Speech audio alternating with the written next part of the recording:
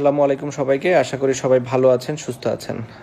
Just দুটি বিষয় আসলে ক্লিয়ার করবার জন্য আপনাদের উদ্দেশ্যে এই ভিডিওটি করা। আমি শুধু একটি কথাই বলবো যে